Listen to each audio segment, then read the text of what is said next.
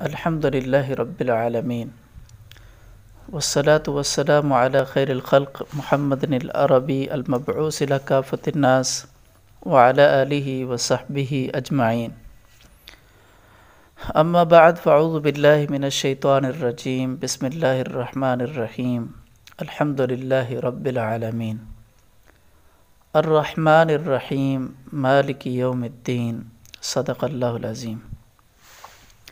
اللہ تعالیٰ کی توفیق، اسی کے کرم اور احسان سے آج ہم اپنے کورس فہم و حفظ مضامین قرآن کا آغاز کرنے لگے ہیں، اور سورۃ فاتحہ سے ہم اس کا آغاز کرتے ہیں۔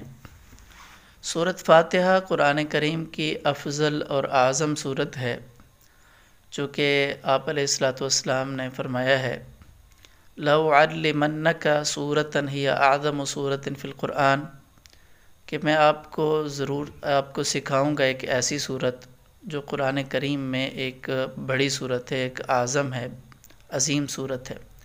اور فرمایا الحمدللہ رب العالمین، یہ سب المثانی ہے، یہ قرآن عظیم ہے جسے مجھے دیا گیا ہے۔ اسی طریقے سے نبی کریم صلی اللہ علیہ وسلم نے فرمایا والذی نفسی بیدہ، قسم ہے اس ذات کی جس کے قبضے میں میری جان ہے۔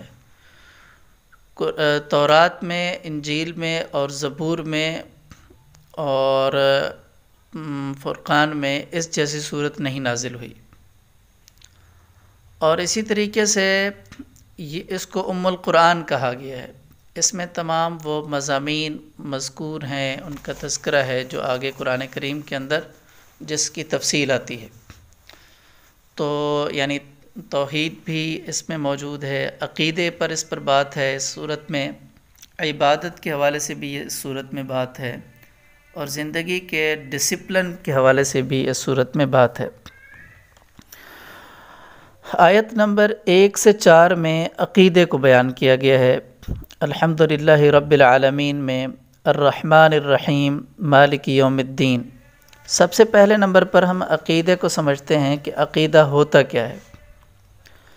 عقیدہ اصل میں آپ کے دل میں جو ایک اعتقاد ہے، آپ کا جو ایک نظریہ ہے عمل کے علاوہ، آپ کے ذہن میں جو ایک پختہ رائے ہے، یعنی جیسے آپ کہتے ہیں کہ آپ کے دل میں ہے کہ اللہ تعالیٰ موجود ہیں، یا ایک ایسا حکم ہے، ایک ایسا کام ہے جس میں کسی طرح کا کوئی شک نہیں، یہ عقیدہ ہے، یا جس کے ذریعے جو انسان جو ہے اپنے دین میں، اپنے اخلاق میں، اپنی سیاست میں یا اپنے زندگی کی کسی معاملے میں ایک ایسی پختہ سوچ رکھتا ہے جس میں کسی طرح کا شک نہیں ہے، وہ اس کا عقیدہ ہے۔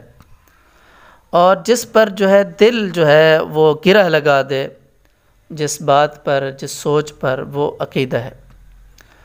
اور اس میں جو دوسرا یعنی اس عقیدہ، مثلاً آپ یہ دیکھیں الحمدللہ رب العالمین کہ آیت نمبر 1 سے 4 میں جو بات ہوئی ہے کہ اللہ تعالیٰ جو ہے وہ تمام جہانوں کے رب ہیں، پالنے والے، یہ ایک عقیدہ ہے۔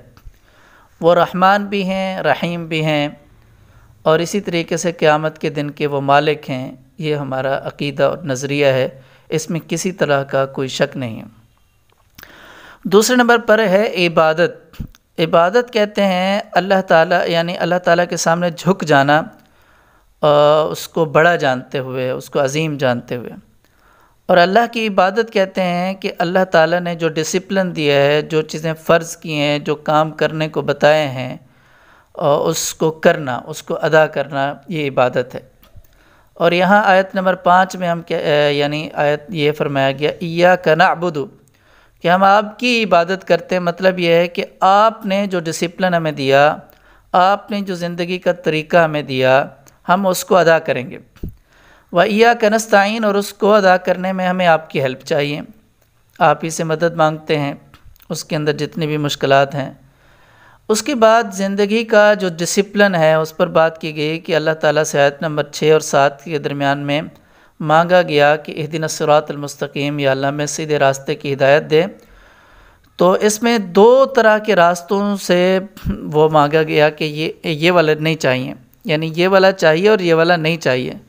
اس میں ایسے لوگوں کے راستہ جن کو صحیح راستہ معلوم ہے اور پھر ٹیڑھے کی طرف جا رہے ہیں، ان سے بھی کہا گیا کہ یہ والا نہیں چاہیے، اس کے طرف ہمیں نہ بھیجیے۔ اور ایسا راستہ جن کو صحیح راستہ معلوم نہیں اور اپنے تکے اور اندازوں سے چل رہے ہیں، تو ان سے بھی اور اس راستے کو بھی کہا گیا کہ ادھر بھی نہیں چلائیے۔ تو وہ جو راستہ ہے سیدھا جو آپ کی طرف لے آئے، اسی راستے کی طرف ہماری زندگی کی جو گاڑی ہے اس کو چلا دیجیے۔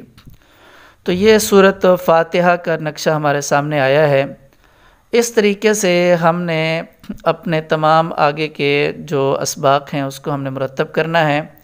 آج بالکل ابتدا ہے اور بالکل مختصر ہم نے پڑھا ہے، تاکہ آپ کو تھوڑا سا ایک رابطہ ہو جائے کورس سے اور آپ کو اندازہ ہو جائے کہ ہم نے کس طرح کرنا ہے۔ اب آپ نے کام یہ کرنا ہے کہ اسی طریقے سے سورۃ فاتحہ کو بتانا ہے کہ سورۃ فاتحہ میں کتنی باتیں، یعنی مثلا 3 باتیں ہیں: عقیدہ، عبادت اور منہج الحیات، زندگی کا ڈسپلن۔ اور آپ نے یہ بتانا ہے کہ عقیدے کی بات کس آیت سے کس آیت تک ہے، اور عبادت کی بات کس آیت سے کس آیت تک ہے، اور زندگی کے ڈسپلن کی بات جو ہے کس آیت سے کس آیت تک ہے۔